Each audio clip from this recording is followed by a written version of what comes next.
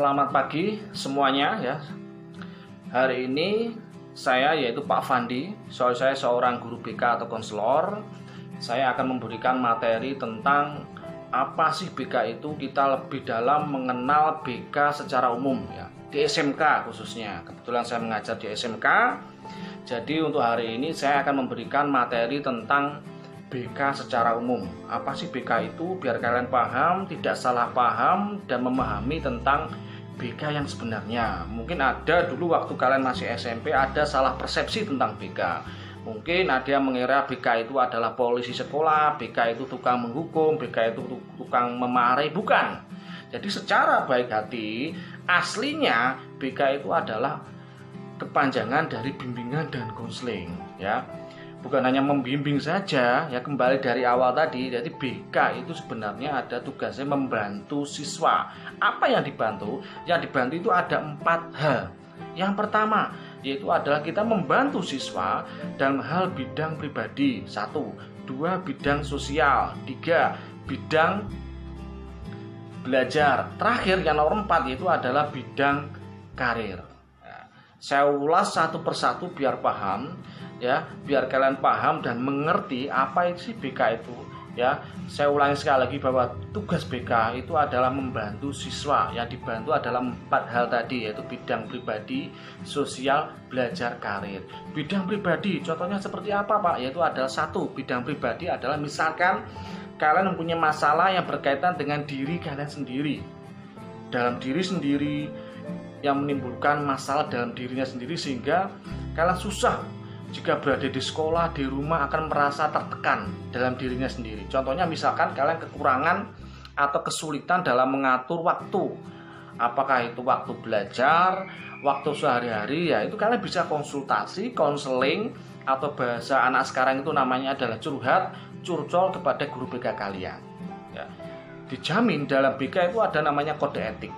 Dan setiap kalian apa yang kalian ucapkan, kalian konseling, konsultasikan, kalian bicarakan dengan guru BK itu pasti dijaga kerahasiaannya. Pasti rahasia, pasti dijaga kerahasiaannya. Karena guru BK itu ada namanya kode etik. Yaitu kode etik adalah bisa menjaga kerahasiaannya siswa. Nah, itu yang perlu kalian pahami ya. Itu ya tentang bidang pribadi atau bimbingan pribadi. Yang kedua yaitu adalah bimbingan bidang sosial. Contohnya seperti apa Pak? Contohnya adalah misalkan kalian di sekolah atau di masyarakat, di keluarga, misalkan sebagai contoh lebih paham ya, kalian di sekolah itu kesulitan dalam mencari teman dekat. Ada konflik antara kalian dengan siswa di kelas atau di kelas lain. Nah, kita sebagai guru BK akan bisa membantu kalian ya, asalkan kalian bisa terbuka kepada guru BK kalian. Kita akan cari solusinya bersama-sama, membantu kalian menemukan, memandirikan kalian supaya bisa menemukan solusi dari masalah kalian. Jadi tidak hanya bergantung terus kepada guru BK, enggak, kita bantu ya, kita bicara berdua ya dalam suatu ruang, di ruang BK yang kondusif ya. Yang jelas kerahasiaannya dijaga. Jadi jangan khawatir tentang kerahasiaannya. Kita saling mencari tadi masalah tadi ya, kita cari solusinya, kenapa kok kamu kesulitan mencari teman ya. Kita analisis, kita cari plus minusnya di mana, nanti akan ketemu ya. Dari situ kalian supaya paham ya. Itu tentang bidang sosial. Yang ketiga yaitu adalah bidang belajar. Contohnya misalkan kalian kesulitan dalam mengetahui tipe-tipe belajar itu, tipe-tipe belajar yang kalian gunakan itu harusnya seperti apa Pak? Cara belajar yang efektif dan efisien seperti apa Pak? Yaitu kesulitan belajar. Nah itu nanti kita bisa bantu juga sebagai guru BK. Contoh, kalian mungkin selama dari SD sampai SMA belum tahu tipe belajarnya apa. Ada yang auditorium, ada yang mungkin linguistik ya, atau mungkin tipe belajarnya itu suka membaca aja, atau mungkin bisa belajar nyambung, nyantol, itu menggunakan audio atau menggunakan visual TV ya, hanya melihat saja. Kita bantu, kita pecahkan bersama-sama, nanti akan ketemu jawabannya. Nah, seperti itu ya tentang bimbingan belajar. Yang terakhir tentang bimbingan karir ya. Di karir sendiri itu banyak tugas dari guru BK yang kita lakukan. Salah satunya yang mungkin yang sekarang lagi ngetren ya, sekarang lagi ngetren di SMK itu adalah mungkin ada istilah namanya BKK, Bursa Kerja Khusus ya.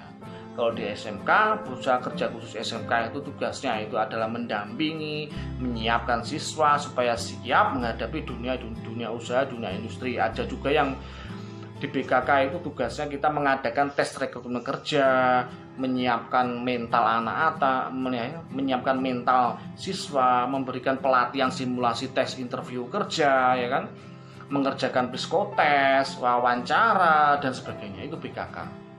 BKK itu ada dalam BK, itu masuk dalam bimbingan karir. Ada juga di bimbingan karir itu kita membantu siswa menentukan pendidikan lanjutan di kampus ya. Kita bantu mereka memilih jurusan yang pas, jurusan atau prodi yang pas buat mereka ya, sesuai dengan bakat dan minatnya. Nanti di sekolah biasanya dibantu dengan melaksanakan tes bakat minat yang mendatangkan ahli dari luar, biasanya psikolog atau dari psikologi dari luar, kita bantu itu.